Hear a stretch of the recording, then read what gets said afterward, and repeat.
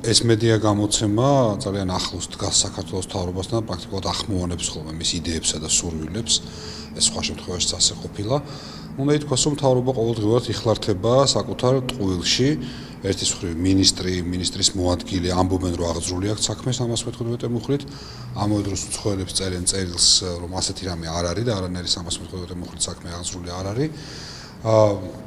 ჩვენთვის ცხადია, რომ მათი სურვილი არის ოპოზიციის, ასე ვთქვათ, წინააღმდეგ საქმის აღძვრა, მისი დევნა და ერთის მხრივ ერთ რამეს ეუბნებიან პრესასაც, ასწვიან ინფორმაციას, ღიად აცხადებენ მინისტრები, მეორე მხრივ საერთაშორისო საზოგადოებას ატყუებენ, რომ ასეთი რამე არ არის, რომ უცხოეთში არ გამოჩნდეს, რომ პოლიტიკური დევნა არის ქვეყანაში, რაც არის სახეზე. ამით არის დაკავებული ჩვენი მთავრობა სამწუხაროდ იმის მაგალითად, რომ გადაწყვიტოს რეალური პრობლემები, ადამიანების დასაქმება, ეკონომიკის გაუმჯობესება, კრიმინალის შემცირება და ასე შემდეგ. ამ პრობლემების მაგივრად აინტერესებთ აი ამ მეთოდებით საქმეების აღძვრით ოპოზიციის წინააღმდეგ დევნა. ერთია სად არის ტყუილი და სად არის მართალი, მაგრამ მეორე რეალური მიზანი რა არის, როგორ ფიქრობთ, აი ამ ჩამონათვალის მართალ დაკავებას ვართ ამ მუხლით?